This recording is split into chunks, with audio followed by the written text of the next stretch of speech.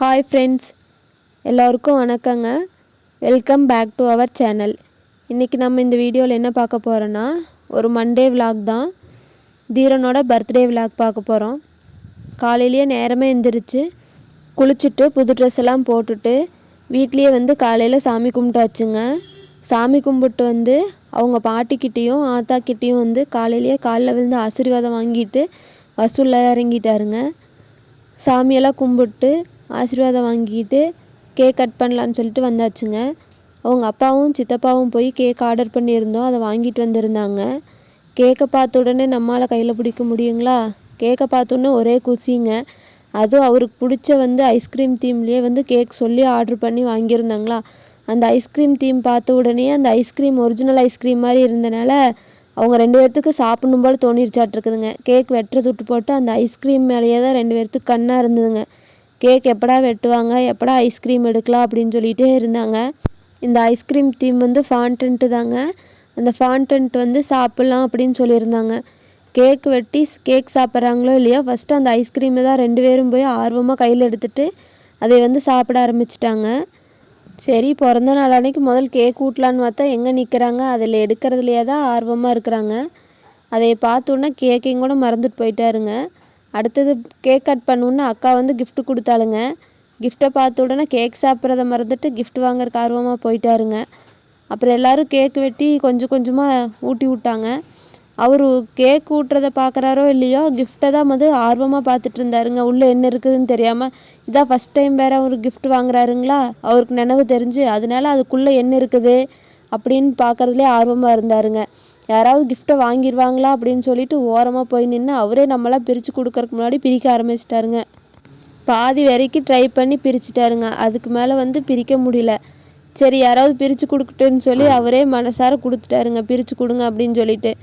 அப்புறம் நம்ம பிரித்து கொடுத்ததுக்கப்புறம் அதை ஓப்பன் பண்ணி பார்த்து என்ன இருக்குதுன்னு சொல்லி ஆர்வமாக விளையாடுறதுக்கு ஆரம்பிச்சிட்டாங்க. அதை பிரித்து பார்த்து எல்லாம் ஃபிக்ஸ் பண்ணி விளையாண்டதுக்கப்புறம் தான் மனசு திருப்தியாக வந்திருக்கும் போல். அவ்வளோ ஆர்வமாக அந்த கிஃப்ட்டை வாங்கி பிரிக்கிறதுக்கு ஆரம்பிச்சிட்டாங்க. கிஃப்ட்டை பார்த்த உடனே ஒரே குஷி தான் 2 பேர்த்துக்கும். பிரிக்க பிரிக்க உள்ளே என்ன இருக்குதுன்னு பார்த்துட்டு ஒரே ஆனந்தமாக வாங்கிட்டு இருந்தாங்க. பொம்மையை ஃபிக்ஸ் பண்ணி கொஞ்ச நேரம் விளையாண்டுட்டுங்க.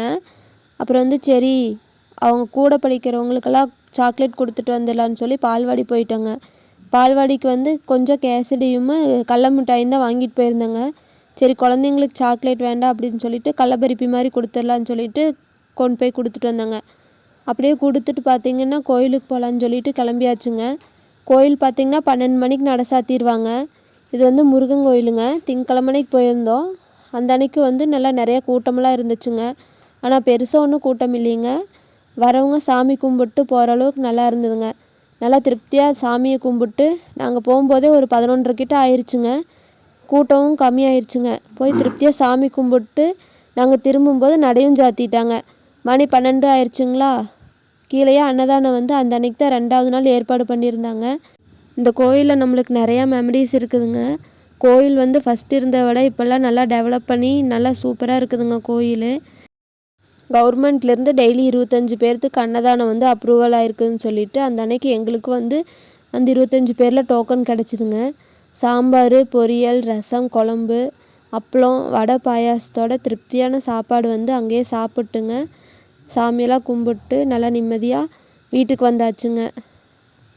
கோயிலுக்கு போயிட்டு வந்தாலே நம்மளுக்கு ஒரு பீஸ்ஃபுல்லாக அந்த டேவே ஃபுல்லாக ஹாப்பியாக இருக்கிற மாதிரி ஒரு ஃபீல் ஆகுங்க. உங்களுக்கு எப்படின்னு சொல்லி சொல்லுங்கள். வீட்டுக்கு ஒரு மதியம் கொஞ்சம் நேரம் ரெஸ்ட் எடுத்துட்டுங்க. மதியத்துக்கு மேலே சரி அம்மா வீட்டுக்கு கிளம்பலாம் அப்படின்னு சொல்லிட்டு கிளம்பிட்டோங்க. தைப்பொங்கலுக்கு அம்மா வீட்டுக்கு போயிட்டு வந்ததுங்க. அவங்களும் தம்பியை பார்க்கணுன்னு சொல்லிகிட்டே இருந்தாங்கன்னு சொல்லிட்டு சரி பர்த்டேக்கு கூட்டிகிட்டு போகலான்னு சொல்லிட்டு கிளம்பிட்டோங்க. சரி, பர்த்டே அன்னைக்கு கூட்டிகிட்டு போனால் அவங்களும் ஹாப்பியாக இருப்பாங்க, இவருக்கும் கொஞ்சம் ஜாலியாக இருக்கும் அங்கே போனால் அப்படின்னு சொல்லிட்டு கிளம்பிட்டோங்க. இல்லைன்னா அவங்களும் பொக்குன்னு போயிடுவாங்க, கூட்டிகிட்டு வர சொல்லிகிட்டே இருக்கிறாங்க. 1 மாதத்துக்கு மேலே ஆச்சு. அதனால சரி அம்மா வீட்டுக்கு போகலான்னு சொல்லிட்டு போயிட்டோங்க. வீட்டுக்கிட்ட போன உடனே அந்த வழியை பார்த்த உடனேயே இதுதான் அம்மி வீட்டுக்கு போகிற வழின்னு சொல்லிட்டு அவர் ரொம்ப குஷியாயிட்டு விளையாட ஆரம்பிச்சிட்டாருங்க. இதுதான் வழின்னு சொல்லிட்டு எந்திரிச்சு விளையாண்டுட்டு இருந்தாருங்க. போன உடனே நம்மளை பார்க்குறாங்களோ இல்லையோ, பேரனை வந்திருக்கிறானா, பேரன் என்ன பண்ணுறான் அப்படின்னு சொல்லி பேரனை தூக்கறதுக்கு தான் ஆர்வமாக எல்லோரும் ஓடியாருவாங்க. நம்ம வந்திருக்கிறது வந்து அவரை கொஞ்சி முடிச்சதுக்கப்புறம் தான் வந்து வாங்கன்னு சொல்கிற அளவுக்கு இப்போ பேர் மேலே வந்து ரொம்ப பாசம் அதிகமாகிடுச்சுங்க. அம்மா எப்பச்சினாலும் அப்படி தானுங்க, ஏதோ ஒரு நாளைக்கு பார்க்குறாங்க, அதனால் பாசமும் அதிகமாக போயிடுதுங்க, செல்லவும் அதிகமாக போயிடுதுங்க. நம்மளுக்கு என்ன வேலைங்க, வந்த உடனே அம்மா என்ன புதுசாக செடி வச்சுருக்குறாங்க, நம்ம போன டைம் வந்தப்போ என்ன செடி இருந்தது, அதெல்லாம் எப்படி இருக்குது அப்படின்னு சொல்லிட்டு அதை பார்க்கலான்னு சொல்லிட்டு போயாச்சுங்க. போன டைம் வரும்போது இந்த தக்காளி செடியெல்லாம் வந்து ரொம்ப பிஞ்சாக இருந்ததுங்க. இப்போ பார்த்திங்கன்னா நல்லா காய் காய்ச்சி இத்தனை பழம் பழுக்கிற அளவுக்கு வந்துருச்சுங்க. அப்படியே பின்னாடி போய் பார்த்தோம்னா மல்லிகைப்பூ செடி முல்லைப்பூ செடியெல்லாம் எப்படி இருக்குன்னு போனால் அதெல்லாம் வந்து இன்னும் பூ வைக்கிறதுக்கே ஆரம்பிக்கலிங்க. புதினா வச்சு விட்ருந்தாங்க, அதனால தலை தலைஞ்சிருந்ததுங்க. உள்ளேயே பிரண்டை கொழுந்து வச்சு விட்ருந்தாங்க, அதுவும் நல்லா கொழுந்துவிட்டு தலைஞ்சிருந்ததுங்க. அப்புறம் நம்ம வச்ச செடியில் ஒரே ஒரு ரோஸ் பூத்துருந்ததுங்க, அதையும் பார்த்துட்டு அப்படியே வந்தாச்சுங்க. வந்ததையும் அம்மா என்னன்னாங்க, தக்காளி பழம் நிறையா பழுத்துருக்குது, சரி பொறிச்சிட்டு வந்து வச்சின்னா சாப்பாட்டுக்கு ஆயிக்கும்ல அப்படின்னு சொன்னாங்க. சரி அதையும் பொறிச்சிட்டு வந்துடலாம், ரொம்ப பழுத்தா வீணாக போயிருன்னு சொல்லிட்டு அதையும் போய் எல்லாம் பறிச்சுட்டு வந்துட்டோங்க. இது வந்து அம்மாவே விதைய விட்டு தக்காளி நாற்று எடுத்து வச்சுருக்குறாங்க. மருந்தெல்லாம் இதுக்கு எதுவும் அடிக்கிறது இல்லைங்க, ஆனால் காய் ஓரளவுக்கு நல்லா காய்ச்சிருக்குதுங்க. கொடி எடுத்து மேலே கட்டி விட்ருக்குறாங்க, கீழே இருந்திருந்தால் தக்காளி பழம் மண்ணில் விட்டு அழுகி போயிருன்னு சொல்லிட்டு மேலே தூக்கி கட்டிட்டாங்க. அதனால் காயும் வந்து அழுகாமல் நல்லா இருந்ததுங்க. அன்றைக்கி பார்த்திங்கன்னா ஒரு 2 கிலோ அளவுக்கு தக்காளி பழம் இருந்ததுங்க. அந்த தக்காளி பழத்தையும் வந்து பொறிச்சிட்டு நம்ம இந்த பக்கம் வந்து பார்த்தோன்னா வந்த உடனே தொட்டில் போட்டு தூரி ஆட ஆரம்பிச்சிட்டாருங்க. இங்கே வந்தாலே இவருக்கு இதே தானுங்க வேலை. நம்ம அங்கே தூரி கொடுக்கறது இல்லைங்களா, இங்கே வந்தோடனே அம்மாக்கிட்ட அப்படியே நைஸ் வச்சு தூரி வந்து அவர் வரக்கு முன்னாடியே எடுத்து போட்டு வச்சுருவாங்க. இந்த வயசில் விளையாடாமல் கேட்டால் எப்போ விளையாட போகிறா அப்படின்ருவாங்க. அதனால் சரி நம்மளும் விட்டாச்சுங்க. அப்புறம் பார்த்திங்கன்னா நைட்டு மாமா சித்தி அம்மா எப்பச்சிலாம் சேர்ந்து நைட்டு இங்கே ஒரு கேக் வாங்கி வச்சுருந்துருக்குறாங்க. அதை பார்த்த உடனே நம்மளுக்கு இன்னும் குஷி ஆகி போச்சுங்க.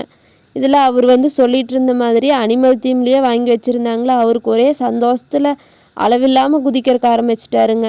அப்படியே அம்மா அப்பச்சி கூட சேர்ந்து கேக்கெல்லாம் வெட்டிட்டுங்க நைட் சாப்பாடு என்னன்னு சொல்லி யோசித்து 1 மணி நேரம் போயிடுச்சுங்க. சரின்ட்டு எல்லோரும் இருக்கிறோன்னு சொல்லி சரி ஸ்பெஷலாக ஏதாவது செஞ்சுக்கலான்னு சொல்லிட்டு சிக்கன் பிரியாணியும் சிக்கன் சில்லியும் போட்டுக்கலான்னு சொல்லிட்டு போய் சிக்கன் எடுத்துகிட்டு வர சொல்லியாச்சுங்க. சிக்கன் பிரியாணி சுட சுட செஞ்சாச்சுங்க. சிக்கன் சில்லிக்கு மசாலா தடவி வச்சு சிக்கனையும் பொரிச்சு எடுத்தாச்சுங்க. அப்புறம் பார்த்திங்கன்னா எல்லோரும் ஒன்றா உட்காந்து ஊர்க்கதை உதல கதையெல்லாம் பேசிட்டு சாப்பிட்டாச்சுங்க. இப்படி எல்லோரும் ஒன்றா உட்காந்து சாப்பிட்றது ஒரு தனி சுகந்தானுங்க. தீரன் பர்த்டே வந்து முடிஞ்சதே தெரியலிங்க, ஒரு நாள் சீக்கிரம் ஓடிடுச்சுங்க. ஃபேமிலியோட ஹாப்பியாக இந்த டே வந்து நாங்கள் இப்படி தான் செலிப்ரேட் பண்ணோங்க. இந்த வீடியோ உங்களுக்கு பிடிச்சிருந்துன்னா லைக் பண்ணி ஷேர் பண்ணி மறக்காமல் சப்ஸ்கிரைப் பண்ணுங்கள். சேனலை வந்து சப்போர்ட் பண்ணுங்கள்.